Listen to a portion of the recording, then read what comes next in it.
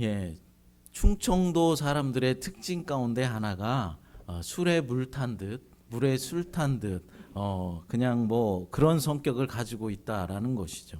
이것도 아니고 저것도 아닌 그런 성품을 가지고 있다라는 것입니다. 저도 충청도 출신입니다. 그래서 아내로부터 가끔 듣는 잔소리 가운데 하나가 뜨뜻미지근한 성격을 좀 고치라라는 말입니다. 이래도 흥, 저래도 흥, 확실한 것이 없어서 좀 답답하다라고 말할 때가 있습니다. 지난번에 우리 교회에 오셨던, 한국에서 오셨던 유태화 교수님도 충청도 출신입니다. 충남 서산 출신이에요.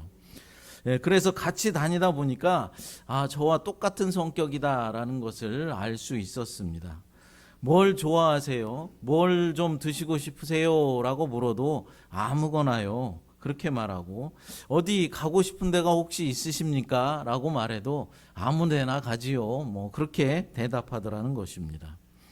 한 번은 섬 투어 중에 이제 새우집에 점심을 먹으러 갔는데 좀 줄이 길었습니다. 그 이유는 한국의 이제 여행사들이 늦게 왔으면서도 미리 전화를 하고 예약을 했다라는 핑계로 새치기를 계속해서 했기 때문에 그렇습니다. 신혼부부들을 태운 여행사 손님들로 우리는 1시간 가까이를 기다려야만 했습니다. 그래서 교수님께 제가 기다려서 가지고 갈 테니 교수님은 자리에 가서 좀 앉아 계십시오 라고 말씀드려도 괜찮습니다 그렇게 말하고, 기다림이 너무나 길어져서 교수님 우리 기다리지 말고 다른 데 가서 다른 걸 드실까요? 라고 말해도 괜찮으니 그냥 기다립시다 라고 말하는 것입니다. 화는 머리끝까지 올라서 얼굴이 울그락불그락해졌는데도 말입니다. 근데 가만히 생각해 보니까 저도 그러더라는 것이죠. 사실 안 괜찮은데 별로 하고 싶지도 않은데 괜찮다라고 말할 때가 저도 많이 있습니다. 내가 먹기 싫은 음식인데도 괜찮다, 좋다라고 하면서 먹을 때가 종종 있다라는 것이죠. 그런데 여러분, 이런 성격이 다 나쁜 성격이겠습니까? 좀 답답할 수는 있고 뭔가 소통이 잘 안 되고 답답한 것처럼 보일 수도 있겠지만은 그래도 다툼과 분쟁은 일으키지 않아서 더 좋을 때가 많은 것 같습니다. 제 생각이에요.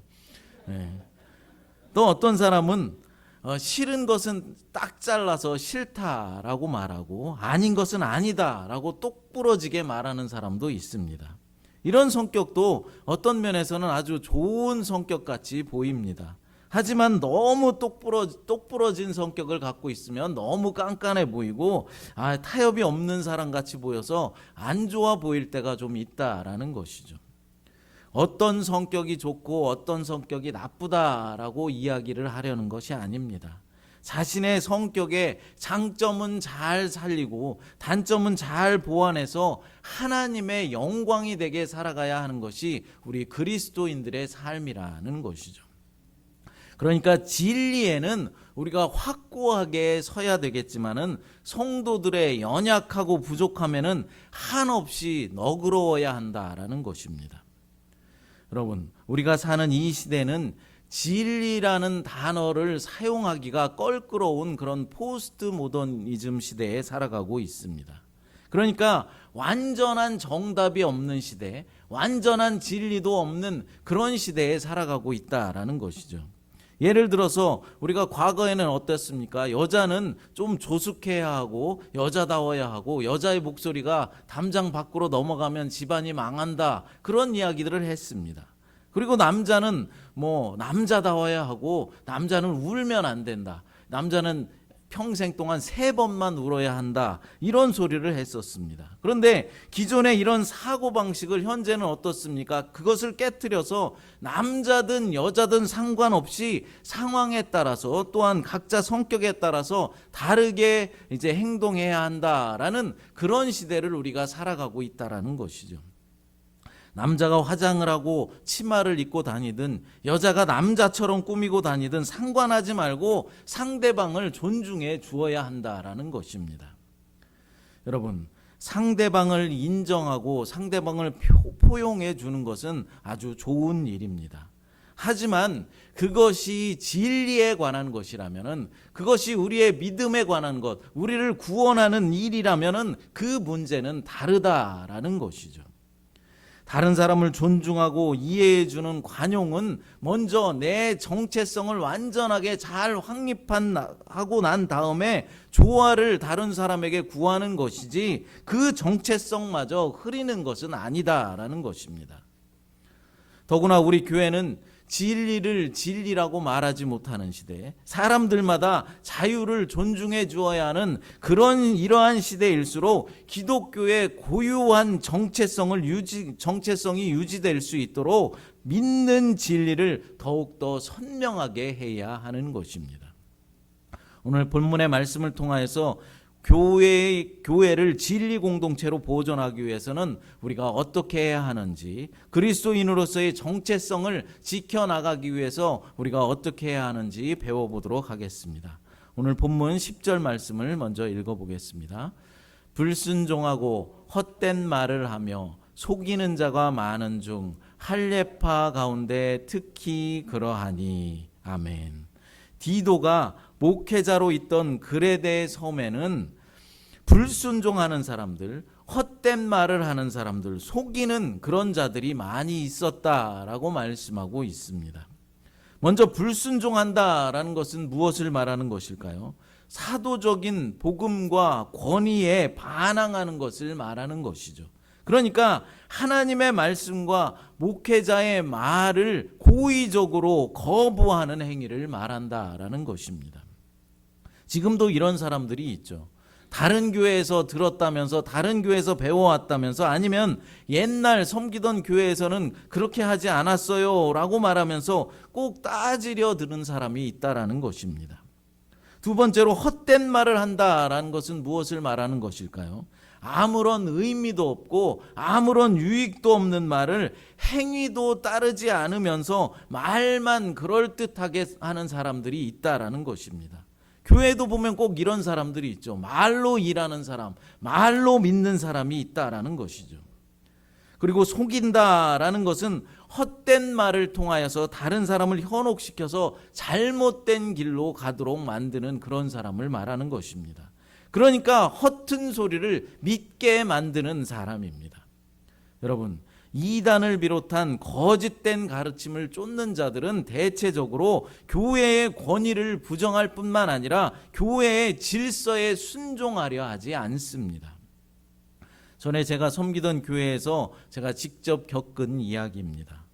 어떤 안수 집사님의 부인이 이제 병에 걸려서 오랫동안 앓고 계시다가 이제 임종을 눈앞에 두고 있었습니다. 그래서 담임 목사님을 비롯해서 이제 교회의 중직들이 그 집사님의 집에 방문해서 이제 임종 예배를 드리러 간 것입니다.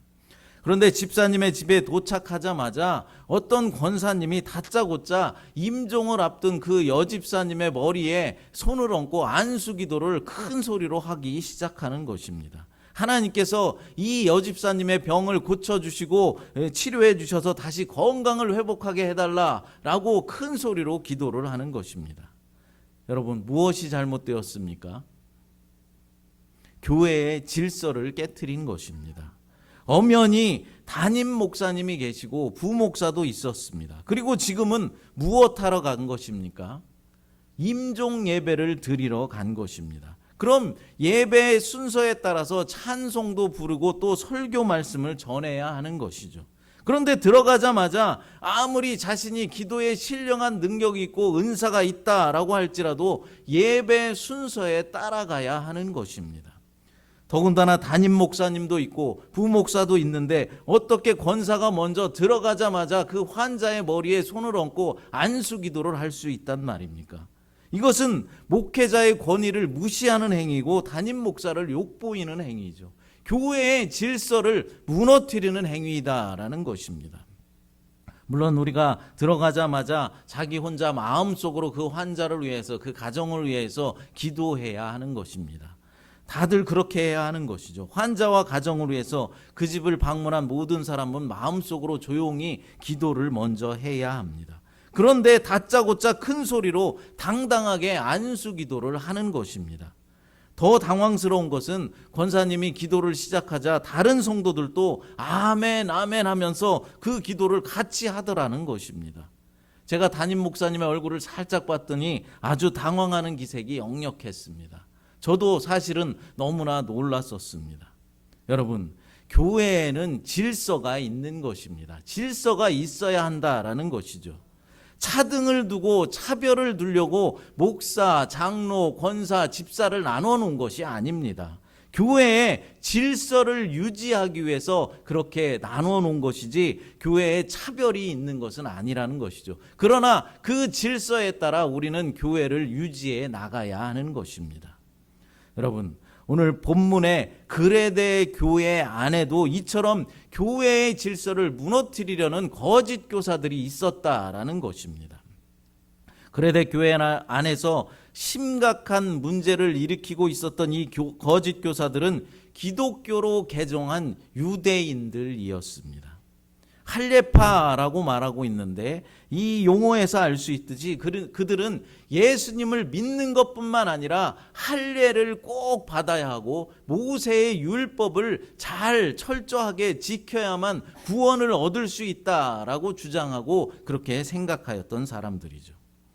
여러분, 거짓 교사들은 마땅하지 아니한 것들을 가르쳐서 교회를 혼란에 빠뜨렸습니다. 거짓 교사들이 가르친 것이 어떤 것들이었습니까? 주로 성경에는 없는 신화나 족보에 나타난 특정 인물에 대한 가공된 이야기들이었습니다. 거짓 이야기들, 꾸며낸 이야기들이었다라는 것이죠. 본문 14절 말씀 읽어보겠습니다. 유대인의 허탄한 이야기와 진리를 배반하는 사람들의 명령을 따르지 않게 하려 함이라. 아멘. 여기서 말하는 유대인의 허탄한 이야기가 바로 신화나 족보에 나타난 가공된 이야기를 말하는 것입니다. 바울은 디도에게뿐만 아니라 아테네 교회를 담임하고 있던 디모데에게도 유대인들의 신화를 주의하라라고 말했었습니다. 디모데전서 1장 4절 말씀 읽어보겠습니다. 신화와 끝없는 족보에 몰두하지 말게 하려 함이라. 이런 것은 믿음 안에 있는 하나님의 경륜을 이름보다 도리어 변론을 내는 것이라. 아멘. 여기서 신화와 족보는 하나의 표현으로서 나누어서 생각하면 안 됩니다. 당시 유대인들에게는 모든 만물에는 영이 있다라는 영지주의 사상이 팽배하였습니다. 이 영지주의자들과 유대교의 학자들에게는 전통을 중시하고 또 가문을 소중하게 생각하는 유대의 문화권 속에서 하나님과 인간 사이에 끝없는 족보가 있다라고 생각하였고, 그래서 구약의 인물들에 대한 가상적 족보를 만들었던 것이죠.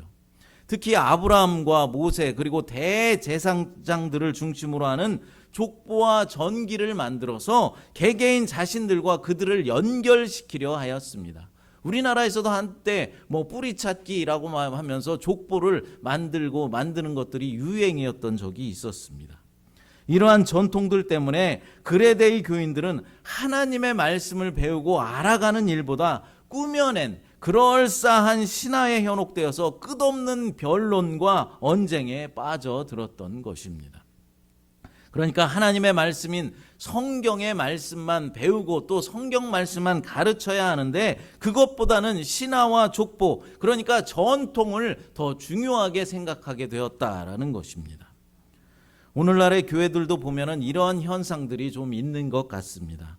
우리 교회야 이제 막 시작한 교회니까 그런 전통들은 없지만은 오래된 교회들을 보면은 어떻습니까? 교회에 꼭 교회의 전통이라는 것들이 있습니다. 물론 전통이 있는 것은 좋은 것이죠. 좋은 전통이라면 그것을 잘 이어나가야 할 필요가 있습니다. 하지만은 성경에도 없는 사람들의 편의를 위한 전통이거나 사람들이 즐기기 위한 그런 전통이라면 과감하게 차단해야 한다라는 것이죠. 어떤 시골 교회의 전통은 남선교회에서 이제 새해가 되면은 강아지 한 마리를 사가지고 그것을 잘 키우는 것이 전통이라고 합니다. 못하러 강아지를 키우겠습니까? 가을이 되면은 남선교회가 야유회를 떠나는데 그 야유회에 가서 그 강아지 이제 잘 자란 개를 잡아 먹으려고 개를 키운다라는 것이죠. 여러분, 이런 것이 교회의 전통이 돼서야 되겠습니까? 우리 교회는 개척교회라서 이런 이상한 전통은 없습니다. 하지만 다만 우리 교회가 여러분들이 처음 섬기는 교회가 아니다 보니까, 그리고 어렸을 때 섬기던 교회들이 있고 또 전에 섬기던 교회들이 있다 보니까 자꾸만 전에 교회에서 하던 그 전통을 고집하려는 그런 경향들이 있는 것 같습니다. 전에 교회에서는 이렇게 했었는데요, 어릴 적 다니던 교회에서 이런 것을 했더니 너무나 은혜스러웠어요 라고 말하면서 자꾸 그때로 돌아가려는 그런 마음들이 생기나 봅니다. 여러분의 마음은 10분 이해가 됩니다. 하지만 그때와 지금은 다릅니다. 환경도 조건도 다 다르다는 것이죠. 큰 교회에서 했던 일을 우리 교회 같은 작은 개척교회에서 한다고 하면 안 되는 것입니다. 우리 교회는 우리 교회에 맞게 새롭게 세팅을 해야 하는 것입니다. 자꾸만 과거의 전통과 허탄한 이야기에 우리의 마음을 뺏기면 안 된다라는 것이죠. 우리가 해야 할 일은 그럼 무엇이겠습니까?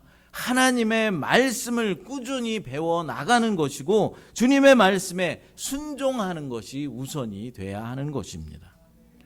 어떤 분들을 보면은 정치적인 이념이 하나님의 말씀보다 위에 있는 사람이 있습니다. 하나님의 말씀을 가지고 정치적 이념을 풀어내야 하는데 어떻게 된 일인지 믿음이 아주 좋다라고 하시는 분들도 거꾸로 정치적인 이념을 입증하기 위해서 성경의 말씀을 차용하는 그런 분들이 있다라는 것이죠. 하지만 여러분, 정치든 전통이든 하나님의 말씀보다 더 우선시되는 것은 있을 수 없습니다. 하나님의 말씀보다 우선시되는 것이 있다면 그것은 우상 숭배일 뿐입니다. 우리가 마음에 두어야 하는 것은 정치적 이념도 아니고 헛되고 무익한 논쟁이나 과거의 전통 따위가 아니라 주 예수 그리스도의 말씀과 참 경건에 관한 바른 교훈들을 배워 나가는 일입니다. 의와 믿음, 사랑과 인내, 온유를 겸비한 인격과 이웃의 고난을 돌보는 삶이야말로 진정 우리가 이 시대에 지향해야 할 참 경건이다라는 것이죠. 사랑하는 여러분, 그럼 우리 교회를 위협하고 진리 공동체를 파괴하려는 이 거짓 교사들과 이단들, 그리고 그들이 가르치는 올바르지 못한 신화나 전통들에서 우리 교회 공동체를 진리 공동체로 지켜내기 위해서 어떻게 해야 한다라고 말씀하고 있습니까? 본문 11절 말씀 읽어보겠습니다. 그들의 입을 막을 것이라. 이런 자들이 더러운 이득을 취하려고 마땅하지 아니한 것을 가리켜 가정들을 온통 무너뜨리는도다. 아멘. 그들의 입을 막으라고 말씀하고 있습니다. 가정을 파괴하고 더러운 이득을 취하려는 자들의 입을 막으라는 것입니다. 본문 13절 말씀도 읽어보겠습니다. 이 증언이 참되도다. 그러므로 내가 그들을 엄히 꾸짖으라. 이는 그들로 하여금 믿음을 온전하게 하고. 아멘. 그들을 엄히 꾸짖으라 라고 말씀합니다. 거짓 가르침을 베푸는 자들의 입을 막으라고 말씀하시고 그들의 소행을 엄히 꾸짖으라고 분명하게 말씀하고 있는 것입니다. 이것은 먼저 당사자들에게 회개의 기회를 주기 위함이며 거짓 교훈들이 교회 공동체에 퍼지지 않게 하기 위해서 교회 공동체를 지키기 위한 방편입니다. 관용과 용납을 우리가 베풀어야 할 그런 영역이 있습니다. 아직 믿음이 어린 신자가 실수를 하거나 잘못된 부분을 이해해주고 잘 가르쳐 주어야 한다라는 것이죠. 예를 들어서 새 신자가 교회에 조금 늦게 와서 예배를 드리고 있는데 여기저기 왔다 갔다 하고 있습니다. 자리를 잘 못 찾아서 왔다 갔다 하고 있습니다. 그럼 어떻게 해야 하겠습니까? 새 신자를 책망하고 나무래야 하겠습니까? 아니죠. 자리를 제대로 안내해 주지 못해서 미안하다라고 먼저 말하고, 다음에는 되도록 늦지 않도록 오십시오라고 말하고, 안내자의 안내에 따라서 자리에 앉아달라라고 정중하게 부탁을 해야 하는 것입니다. 또 피아노의 위치를 결정하는 일에 자신의 의견과 다르다라고 해서 교회에서 소리를 지르면서 자신의 의견만을 막 내세울 것이 아니라, 어디다 피아노를 놓는 것이 예배 드리는데 가장 편리한지를 반주자와 또 목회자의 자문을 구하고, 그것에 따르는 그것이 바로 가장 은혜로운 그리고 현명한 방법이다라는 것입니다. 교회 생활을 하다 보면은 다른 사람과 나의 의견이 다를 때가 너무나 많이 있습니다. 그런데 그 작은 일, 피아노 위치 정도를 선택하는 일, 그런 일에는 우리가 관용을 베풀고 양보를 할 수 있어야 한다라는 것이죠. 새신자가 잘 몰라서 왔다 갔다 하거나 실수를 하는 일 정도는 우리가 용납을 해 주어야 한다라는 것입니다. 그러나 우리가 관용을 베풀 수 없고 용납할 수 없는 일이 있습니다. 성도들의 믿음을 흔들고 교회 공동체를 망쳐놓는 일에는 단호하고 분명한 태도를 보여야 하는 것입니다. 만약 교인 가운데 검증되지 않은 장소에 가서 성경 공부를 한다라는 소리를 들었다면 어떻게 해야 하겠습니까? 어디에 가서 누구에게 성경 공부를 하는지 알아보고, 만약 잘못된 곳이라면 그곳에 가지 못하도록 단호하게 차단을 해야 하는 것입니다. 예전에 섬기던 교회에서 어떤 집사님이 어느 날 제게 책 한 권을 가져오면서 장로님이 주셨다면서 한번 읽어보라고 하시면서 이게 무슨 책인지 좀 알려달라라고 말했습니다. 그 책을 제가 꼼꼼히 살펴보니까 지방교회라는 이단교회에서 만든 책이었습니다. 그런데 이미 그 책자를 여러 교인들이 돌려보았고, 장로님 부부는 그 지방교회에 한 달에 한 번씩 출석한다라고 하였습니다. 이 일을 당시 담임 목사님께 즉시 보고했지만은 아무런 조치도 취하고 아무런 징벌도 내리지 않았습니다. 여러분, 만약 우리 교회에 이런 일이 벌어진다면 어떻게 해야 하겠습니까? 어떤 분이 이단에서 가르치는 책자를 가지고 와서 교인들에게 읽어보라고 나눠준다면 우리는 어떻게 해야 하겠습니까? 우리 교회는 교인도 몇 분 안 계시니까 이단 책자 정도 돌렸다고 해서 그냥 넘어가야 하겠습니까? 이단 책자를 돌린 분이 교회에서 아주 많은 일을 감당하는 사람이고 헌금을 가장 많이 내는 분이니 그냥 용서를 해주어야 하는 것입니까? 아닙니다. 그의 입을 막고 엄히 꾸짖어야 하는 것이죠. 그래도 계속해서 그런 일을 벌인다면 당장 출교 조치를 취해야 하는 것입니다. 왜 그렇습니까? 그냥 놔두었다간 온 교회를 흔들 수 있기 때문입니다. 온 교회를 무너뜨리게 할 수 있기 때문에 그렇습니다. 한 분을 출교시킴으로 당장 교회에는 어려움이 올 수도 있습니다. 그분을 추종하던 다른 몇몇 사람들도 함께 교회를 나갈 수도 있고, 그로 인하여서 재정적인 어려움이 닥쳐올 수 있습니다. 그러나 그렇다고 해서 그런 분을 용서해 주고 교회에 계속해서 남겨두었다간 잠깐의 타격이 아니라 교회 존립 자체가 어려워질 수도 있습니다. 하나님의 말씀을 목사가 전해도 그 말씀에 힘이 없어지고 교인들은 점점 더 목사의 말에 귀를 기울이려 하지 않게 될 것입니다. 왜 그렇습니까? 이미 이단의 사상에 깊이 빠져들었기 때문입니다. 그렇습니다. 사소한 방심과 낙관적인 태도가 교회 공동체를 위태롭게 만들 수 있는 것이죠. 그러므로 우리는 교회 공동체를 진리 공동체로 지켜내기 위해서 하나님의 말씀에 반하는 것들이 있다면 단호하게 대처하고 차단해야 한다라는 것이죠. 사랑하는 여러분, 다른 사람을 이해하고 다른 사람을 포용해주고 인정해주는 것은 아주 중요한 일입니다. 하지만 그것이 우리의 믿음에 관한 것이라면, 우리 구원의 문제라면, 교회 공동체의 진리를 파괴하는 일이라면 우리는 단호하게 대처해야 하는 것입니다. 교회 공동체 내부에 있는 잘못된 전통을 따르는 일보다 하나님의 말씀이 우선시 되어야 합니다. 외부로부터 오는 이단 사설을 철저히 막고 잠깐의 피해가 있다라고 할지라도 이단 사상이 퍼지지 않도록 단호하게 차단해야 합니다. 사랑하는 여러분, 성도들의 약함에 대해서는 한없는 관용과 사랑을 베풀어 주어야 하지만 성도들의 믿음을 흔들고 공동체를 무너뜨리려는 이단과 또 과거의 잘못된 전통들에 대해서는 단호하게 맞서서 진리 공동체를 지키는 일에 최선을 다하는 저와 여러분 모두가 되시기를 간절히 바랍니다. 이 시간 함께 찬양 부르시고 기도하도록 하겠습니다. 주 선한 능력으로 라는 찬양, 아까 불렀던 찬양 드리겠습니다. 우리에게 진리 공동체인 교회를 허락하여 주셔서 함께 믿음의 여정을 해나갈 수 있도록 도와주시니 감사합니다. 진리 공동체를 무너뜨리는 내부의 교회의 전통과 또 외부에서부터 오는 모든 이단 사설로부터 교회 공동체를 잘 지켜나갈 수 있도록 하나님 도와주시옵소서.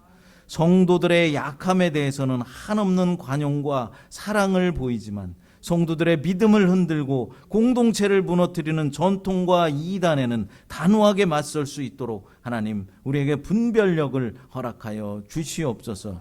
그래서 진리 공동체를 지키는데 부족함이 없는 우리 새마음교회 모든 성도들이 될 수 있도록 하나님 축복하여 주시옵소서. 거룩하신 예수님의 이름으로 간절히 기도드리옵나이다. 아멘.